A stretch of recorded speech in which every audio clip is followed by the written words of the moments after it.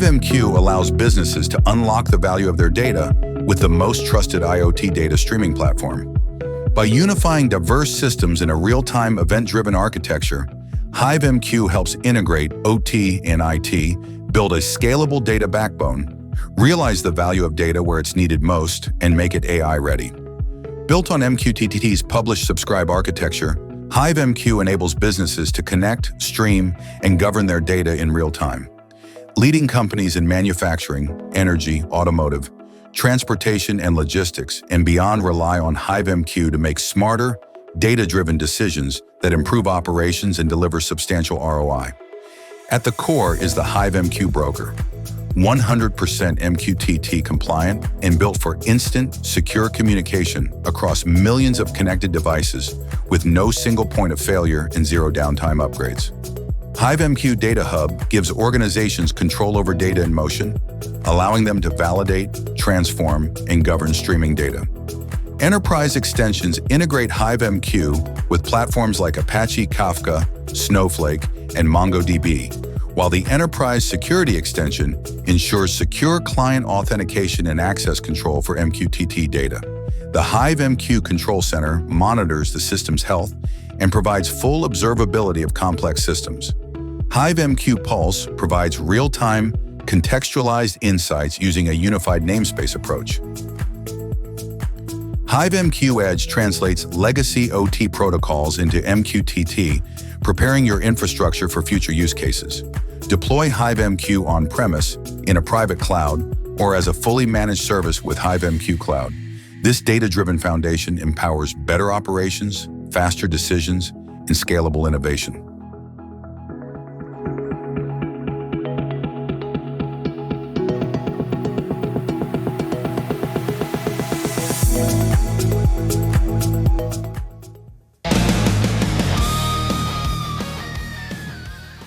Okay, thank you, Amy, for the introduction. So since we started with HiveMQ in 2012, our mission is to empower customers to get value from their data. And today we provide an industrial platform with real-time distributed intelligence. And our more than 200 enterprise mission-critical customers have one thing in common.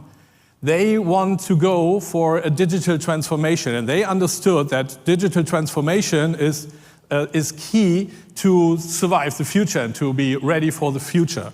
And one really important piece of digital transformation is the concept of a unified namespace. So, quick pull of hands. So, who of you is looking forward to deal with a unified namespace, who is already included in an initiative in your company, in your organization, in terms of a unified namespace concept and approach? And also the major subject of this ProveIt conference is unified namespace. And if you went to trade shows like the Hannover Messe or the SPS in Nuremberg, so anyone is talking about unified namespace since at least 1 year. What you can do with a unified namespace and what drives the industry is mainly to get a real-time view on your data, on what's going on in your whole organization, right? So to do this multi-site connectivity and collect data from multiple sites. So most of our biggest customers have multiple sites all across the world, and they want to create this one NASA mission control room where all of their data from all of their sites are shown in a comparable way. And what we are looking for in this session today is multi-site benchmarking. So this is not only of getting visibility to the data, but benchmarking includes that the data is comparable. So it enables you to take action on the data, to turn information and visible data into actionable data. And the leadership needs to know where to act first. So not just get the visibility. And when I'm talking about leadership, I don't necessarily address the upper management or the upper leadership. To me, leadership is anyone who is enabled in the organization to take advantage and to take action of these information in order to improve the organization. And with these multi-site benchmarking, you will see that, that even small OEE gaps show up as real capacity, real costs, and real delivery impacts. But the challenge is to get comparable data and comparability across sites. That's the key. So if the data is not comparable and consistent, you cannot compare anything really reliable. So there is a chance of consistency drifts. Sites use the same KPI labels, but define them differently, publish them under a different topic pattern, and compute them over different time bases with inconsistent data. So this will end up at scale that even tiny inconsistencies becomes hours of analytics, investigations, and debates because you cannot decide on inconsistent data. And standardizing the model to get consistent data is one thing. What's also really important is step 2, surviving the real world. So multi-site setup requires also enterprise-grade distributed MQTT transport. That means a reliable broker layer and reliable bridging topology between sites. So in a nutshell, no stable transport, no stable truth. So for instance, one of our biggest setup out there, it's up and running, has 250 sites all across the world. And they all run a local site unified namespace broker for their purposes. So all the MES systems, ERP systems, historians, and you name it, are connected to this local site broker. And not all of this data is necessarily interesting for an HQ, kind of another mission control room. So just the reasonable subset of this information is then forwarded via bridging to a central global broker where the dashboards are fed with. So now the live challenge today in this ProveIt session is to bring Dallas on the scoreboard. So I think any one of you has already been introduced in what the ProveIt Virtual Factory provides. So we have these 3 different enterprises, A, B, C. What we are looking for or at during the session is enterprise A and B. So enterprise B has already 3 sites of production of their bottling company. This is already online here in our system. I will show you in a minute. And also this kind of 3 sites comparison dashboard is online. But then Dallas is joining. So there's a new acquisition. Enterprise A with a site Dallas has been acquired by the organization. And the management goal is quickly pull Dallas on the same dashboard. I need the numbers now and trustworthy. I need to make calls on it, right? So yeah, by the way, how many of you have been faced these kind of requirements of your boss and of your management? I need the numbers now and get me the numbers. Quick pull of hands. Have you faced it before? So I think my HiveMQ colleagues here in the room may know what I'm talking about because our OEE is legendary for this kind of late night request calls, right?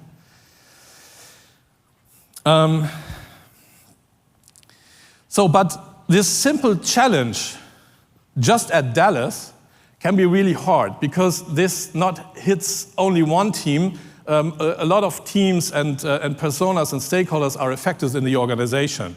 So traditionally, OT engineers want to protect the production to keep it stable, in a nutshell. the IT guys, the IT architect, wants to control and enforce a model to govern the namespace and to avoid chaos.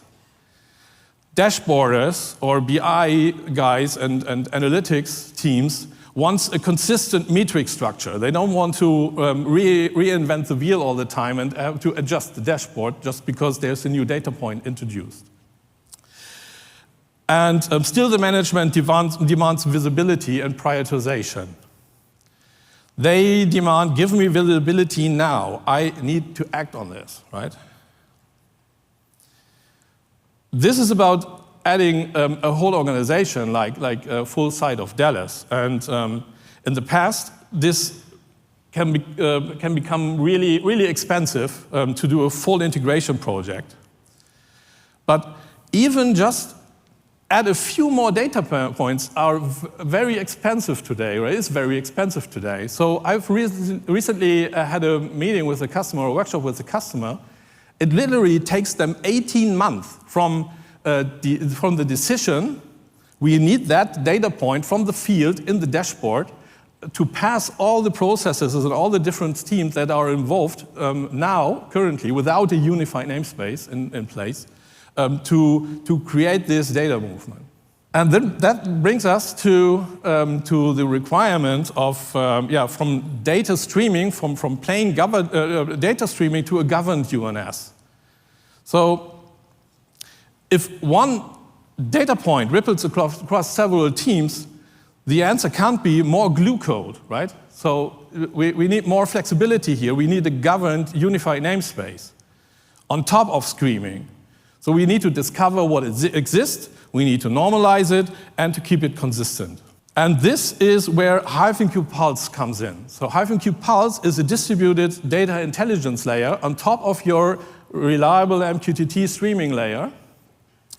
And it provides exactly these functionalities. So to discover, so find what exists across sites, to catalog, provide a browsable namespace tree in order to gives you the opportunity to see what is there, right? And it comes with normalization to align structures, types, units, calculations. And it adds additionally on top of that governance, so to enforce rules, to prevent drifts, and keep changes controlled.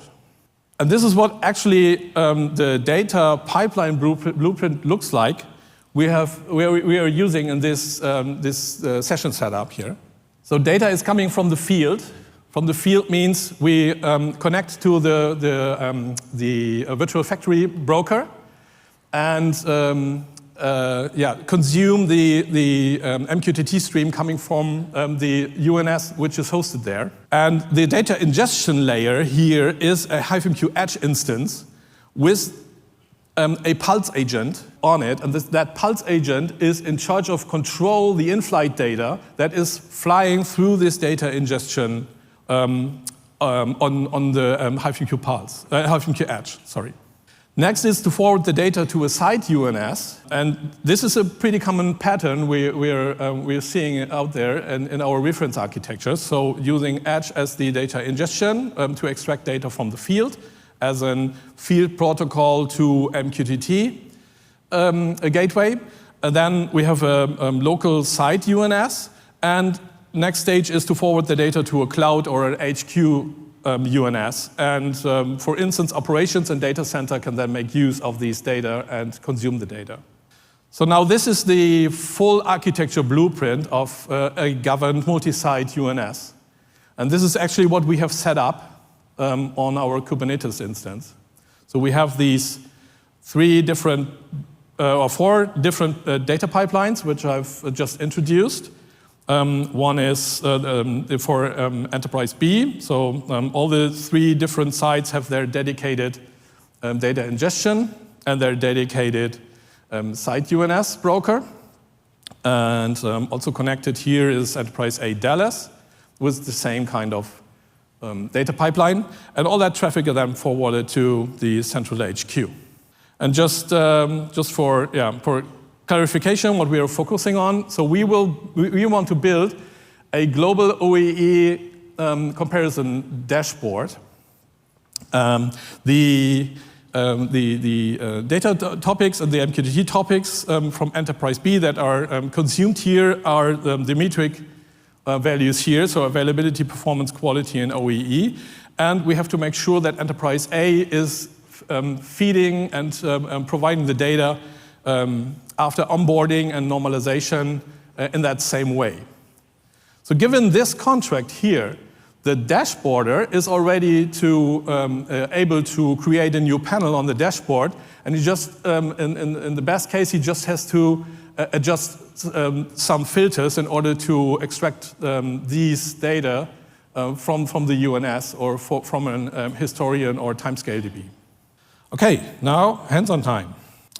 So here is the OEE dashboard, the global OEE dashboard. I must admit, we had some issues with the global factory during the last days. So the different sites from Enterprise A are more or less up or down and providing these values. So in the background, to make sure that there is some traffic, I ran a simulation script to create these kind of traffic. And this already interferes with sending these values and publishing these values from the factory, right? So that's why site 1 and site 2 has these kind of spikes. Obviously site 3. Obviously site 2 is still not publishing values from the factory, so this is coming from my simulation script there. So just to for clarity here. And if I'm switching to the next board, I see there's Enterprise A Dallas. This is already connected here. So now this is HiveMQ Pulse. That's the new web view of HiveMQ Pulse. As you can see, Enterprise B namespace is already onboarded. And it has these 3 different sites. And each of these sites have these metrics folders here. So availability, OEE, performance, and this is already up and running. So if I go for availability here, you can see this is the actual MQTT topic. That value is published too, right? Okay, Enterprise B is up and running. Let's take this as given. And again, now it's our task to onboard Enterprise A site Dallas. And we can use the discovery functionality here of HiveMQ Pulse. What's good about this, the colleagues at Enterprise A have already done a really great job because they have already a UNS up and running. In fact, that UNS and that topic structure and information model may not be accurate in order to be normalized in comparison to Enterprise B. So let's turn that ungoverned MQTT traffic the Pulse agent has detected into a Pulse-governed namespace. So I select all these 120 discovered topics here and approve them to be imported into the namespace. And if I go back to the namespace tab here, you notice that Enterprise A Dallas has been now transferred to that namespace. What I have to make sure first is that this namespace is controlled by that data ingestion layer agent of Dallas. So if I choose the root node here, Enterprise A, it's delegated through all the topic structure. So all the nodes are now governed and controlled by this agent instance here. And if I have a look at the catalog here, so I see, okay, this looks promising. OEE is already there. There is already availability, performance, quality. Okay, OEE value is missing, But availability, performance, and quality would enable us to calculate OEE, because a very common formula for OEE calculation is availability times quality times performance, right? So let's have a look at the data format that is already available here. So if I have a look at data output here, I spot that this might be a percentage value, so this is not very convenient for calculation. So we have to keep in mind that during the normalization process, I will start now, we have to recalculate this to a kind of a ratio value, so it's easier to calculate later on with that. So in order to normalize and to align the canonical model or naming model of enterprise B, so we have to add this metric folder and make sure it contains the availability, performance, quality, and OEE tag. So I start with adding or creating a new folder here, metric. So yeah, and now for the boring 2 minutes, so I have to manually add these data points, so bear with me and stay tuned. So I will add a new child tag here, availability. Make sure this tag is published to this MQTT topic.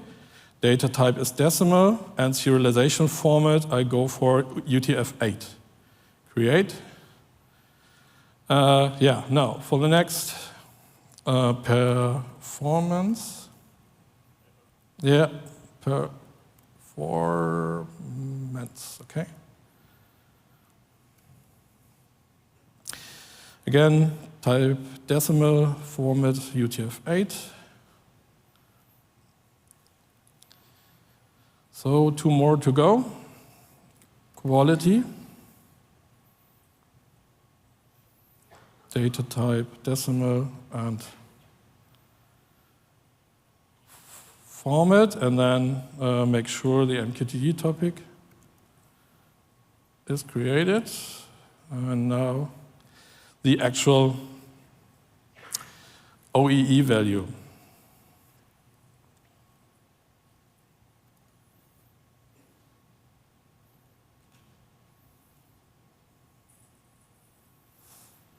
Okay, so now we have the 4 values.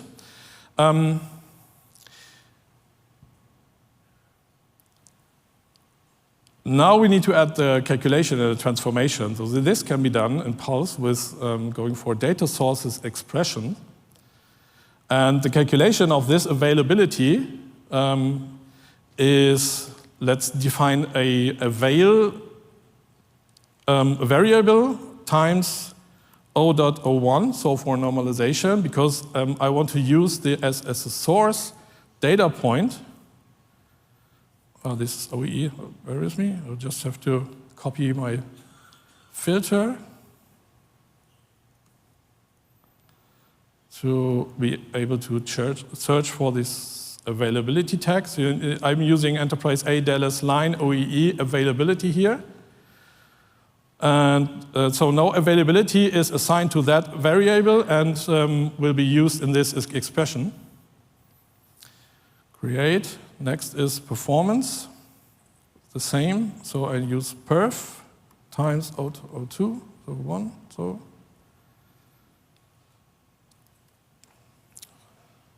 performance. Next is quality.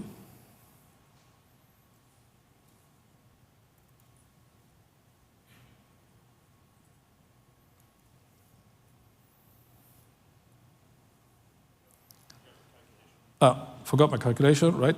So let me edit times 1, so, all right. And now for the actual OEE calculation. So I go for, let's say, A times P times Q. And use the new values here, the new metrics I've just introduced. So availability for A, performance assigned to P, and quality assigned to Q. Create.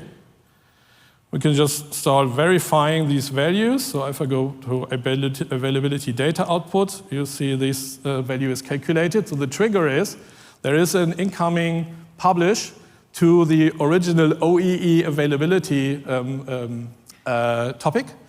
And this triggers this expression calculation, and that's why this value is then published by the agent or forwarded by the agent to this new topic we are just introduced for normalization. So same is for performance, quality, and we have a look at OEE, so there's the calculation going on. And yeah, so that's where this Enterprise A Dallas OEE panel is now feeded from, so this new incoming value. So this was basically all of these onboarding process in order to provide these OEE metrics on that dashboard.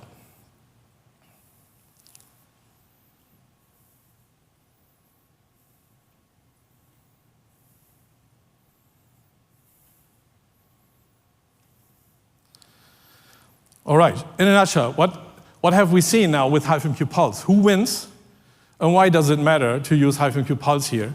So a great win was initially because the UNS is already there, so we used just the values that already have been provided by that UNS. So basically for the OT engineer, there was nothing much to do because no new data points have been introduced coming from the field. So his focus, her goal is to keep the system stable, so this is already done. The IT architect or the IT guys get governance with HiveMQ Pulse because they were able to introduce these new data points on the fly. The dashboarders get consistency. They already knew what kind of MQTT topics they can expect, so they were able to adjust the dashboard already. And the management is happy because they get speed and comparability instantly with HiveMQ Pulse here.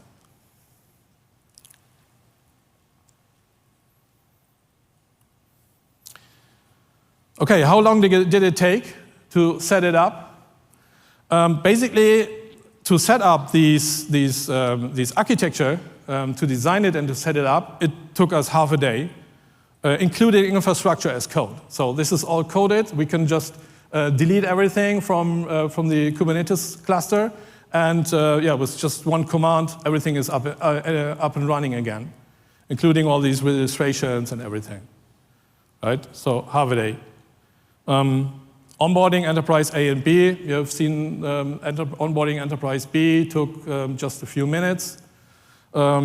Similar to Enterprise A, so I would say all in all, around about 30 minutes to onboard these existing unified namespaces from ungoverned to governed by Pulse. Yeah, and setting up the dashboards took me also around about half a day. So all in all, one man day for everything. What did it cost? So this dedicated architecture we have set up was mainly to introduce how this is normally done by our customers, how we do it in the field out there. For the sake of this session and this demo, this was not really necessary. We would have been also able to work with the broker infrastructure running in the ProveIt virtual factory already. So it would be kind of like unfair to add the additional cost we have created with our infrastructure here. So running the broker factory for ProveIt costs around about 30K, the whole broker infrastructure.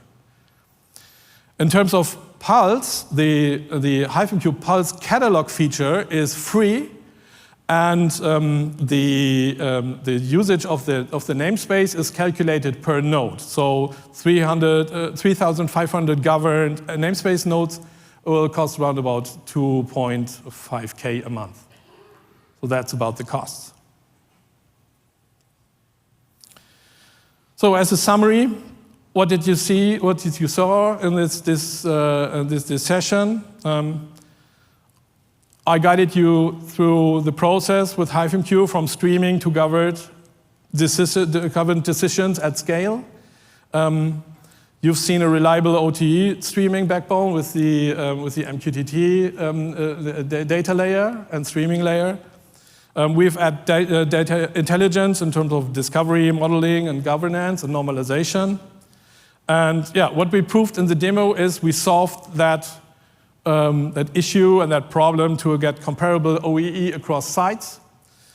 You've seen the fast onboarding of a new acquired plant, and you have seen governance in motion. So what's basically next? I invite you warmly to visit us at our booth number 4 downstairs. And tomorrow at 1:15, I think, our workshop starts. So if you want to get more deep dive into technical stuff, how we did it, and what you can do with it, and maybe also a sneak peek of the future of what's coming next in Pulse, join us at our booth and in that session. Okay, thank you.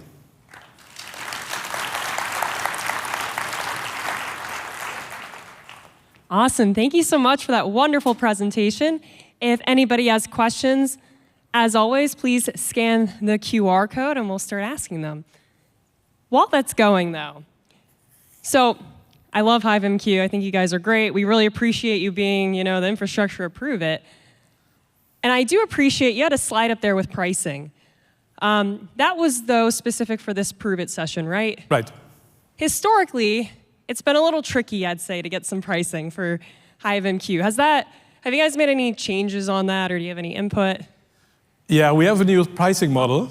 We got Tim coming up to the stage. To welcome Tim, our CPO. Hi, everybody. I'm Tim Hall. I'm the CPO at HiveMQ. Actually, when I met Walker the first time, that was an interesting experience. And he asked me 2 very specific things. When are you going to fix pricing? And when are you going to make it easier to use the broker? Specifically, the setup and configuration is a challenge for new users. So on the pricing, our pricing now, I rolled it out at our company kickoff, which happened in January. Pricing is based on the number of instances of the broker you're going to deploy, the number of connections that you have, and the throughput. And the pricing is progressive. So on a per unit basis, it gets cheaper with more connections and more throughput. Okay? Simple. We have a calculator. It's very consistent. Come ask us. We've got some salespeople here in the room. Be happy to help you with that. Fantastic. Thank you so much for that update. You're welcome. Thanks, Tim. All right. First question from the audience. Does Pulse work with other MQT? Oh, wait. Sorry. Oh, no, all good. I'm just helping Jens out with questions if there's anything. Awesome. Yeah.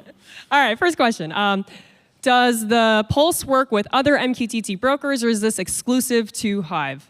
I don't know who asked that question, but I appreciate the setup. We actually are going to be supporting other MQTT brokers for governance and discovery capabilities. So if you come by the booth, we might be able to give you a demo of that running on another set of broker infrastructure that is not HiveMQ based. So that is absolutely one of our goals, yes. By the way, hi everyone, my name is Magnus, CTO at HiveMQ. All right, so this question might have come from one of the many pharmaceutical clients who are attending here today. Do you have any input on cybersecurity and data sovereignty for regulated OT data? People don't really like the idea of their stuff just going into AI to get trained on and shared with the world. Totally. Jens can maybe talk a minute about what we do in some of our pharmaceutical customers specifically, but it's important to keep in mind that we are first and foremost a self-managed software company where you can deploy on-site. So in that situation, you don't have to worry about a connectivity to cloud. We do offer a cloud service, so we have HiveMQ Cloud if you don't want to manage that yourself. But for the most part, we absolutely offer on-premise software. What about Pulse, though? Are you saying Pulse can be on-prem? Yeah, it's a great question. So Pulse has two components. There's the Pulse server, which exists as a sort of overall management layer. There are then the Pulse agents that are actually what is doing that work. So when Jens mentioned deploying into the environment, those are those Pulse agents. They communicate metadata only with the cloud service, so there isn't actually a data flow necessarily coming to the cloud. It's actually metadata that is primarily until a connection is initiated, and that can be controlled. So for those of us just starting on our digital transformation journey, how do we evaluate a tool like HiveMQ versus Ignition's offering? That's interesting. Maybe they're talking about the concept of maybe the AI and the data governance. I guess there's some overlap there, although I do think they are two different things. Yeah, there's a lot of overlap. And for instance, Ignition is a good example. So we are working very closely with Ignition. So especially at most of our pharma customers, Ignition is also part of the infrastructure. So it's HiveMQ is not a one-stop-to-go solution here. It's always an ecosystem around that. And this is also what HiveMQ is really strong at is providing these MQTT transport layer, and with Pulse the intelligence layer on top of it. And we also have HiveMQ Edge for field protocol to MQTT transformation and as a gateway. But we are also working together with other vendors like Ignition, because Ignition is very strong in the SCADA field. We don't have a SCADA product, and we don't meant to be a SCADA system, right? Yeah, absolutely. I agree. I've always seen them pair together quite nicely. Agreed. Yeah. Let's see. So we have another question about pricing. So what is a governed namespace node related to Pulse cost? I think you might have mentioned on the slide, but can you remind us that pricing? Yeah, so the pricing for Pulse is related to, so you can discover all of your nodes into Pulse. When you want to start using the features like governance, which we actually didn't show off today, but you can come to our booth and get a view of, when you want to start doing computations and that sort of thing, those are the nodes that are the sort of governed nodes. So once that feature is turned on beyond discovery, that's where you get into governed nodes. That is effectively all topics that are managed by Pulse.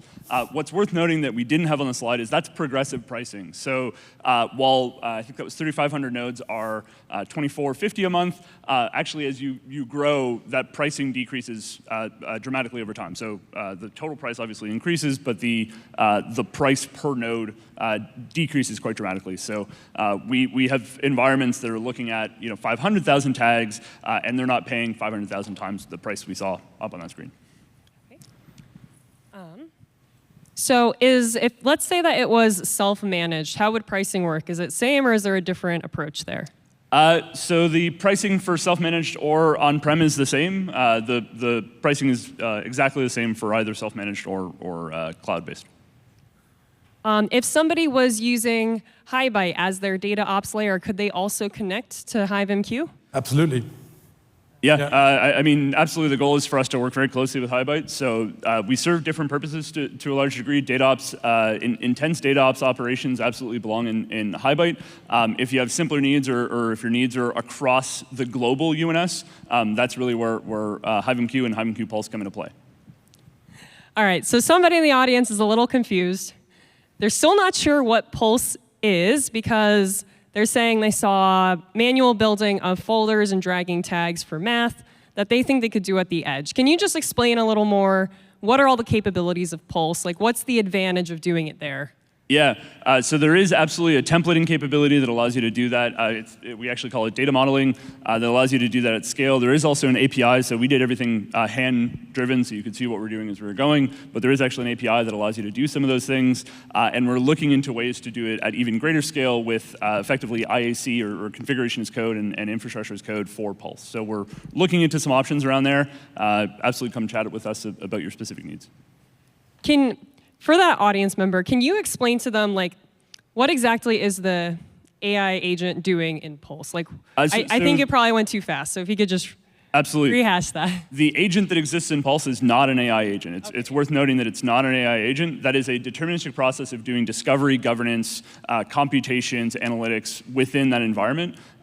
We do suspect that there will be agents that want to use that contextualized data, that want to use that data stream. We didn't show it actually. Do you have the knowledge graph, Jens? Oh, okay. So there is actually a knowledge graph that powers Pulse in the back end. We suspect agents will want to use that for their own operations. Can we bring up the screen for me? Can we bring up into the screen? So this is actually the knowledge graph, which is behind the namespace view in the Pulse UI. So what we've seen in the Pulse UI is just one expression of the Pulse semantic graph, what we are calling the Pulse semantic graph. So this is oh, I really love this animation. This is what actually behind the namespace view in Pulse. But we can think of very different other expression and relation visualizations other than just a namespace. Yeah, so to elaborate that on a little bit, we actually call it our semantic graph. We consider it an ontology-backed or ontology-governed graph. So effectively, you define, or we work with you to define what your nodes are, what your relationship types are, and those pieces. And then as you build out your knowledge graph, it is governed by that semantic layer, that semantic modeling that we did first. So that semantic model is sort of powering the knowledge graph. Very cool. So does all of that extra conditioning that you're doing to make things that are different look similar, does that add any latency in your data transmission? Yeah, there's zero way to say no to that, right? There's no way to get a free lunch, so there is obviously an overhead cost. Because we're doing it in Broker, we have a lot of advantages. So we're not having to subscribe onto that data, pull it out of the Broker, make some sort of transformation and push it back. We're actually doing that in stream. So it will undoubtedly have an impact on performance. We have measured that to be within acceptable ranges for our customers, but certainly we can have a conversation about that performance impact. More computations, more history. We can show off the history feature if you come to the booth or to Jens's workshop. More computations, more history will undoubtedly have a greater impact, but the idea is to create that contextualized data catalog that exists. You can think of the Pulse agent is aware of the in-flight data. So it's part of the Broker, which is also part of the HiveMQ Edge. And if you do nothing with the data, it's just flowing through the untouched, flowing through the Pulse agent.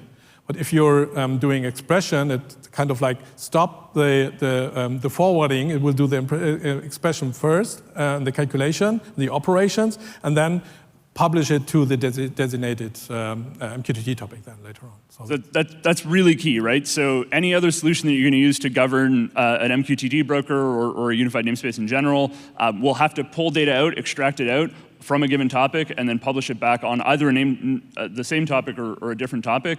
Because we are the broker, we actually can do that in stream processing, right?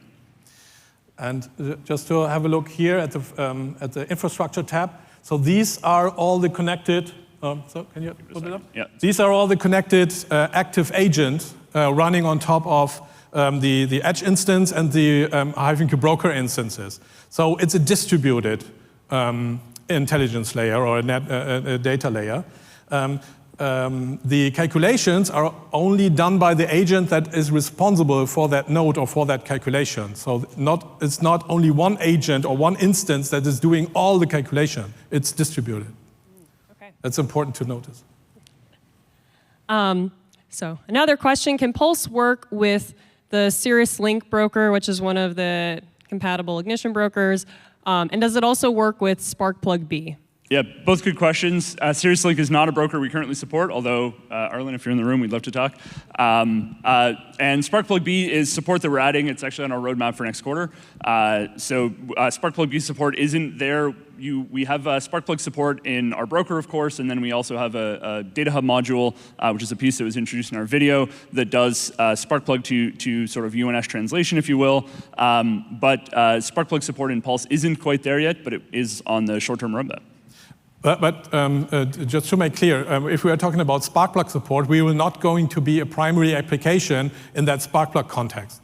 Sparkplug support means we can deal with the Sparkplug protobuf format and extract the metrics or data from it. Fan out and those things. So it's like fan-out mechanism we are actually already supporting with Data Hub modules.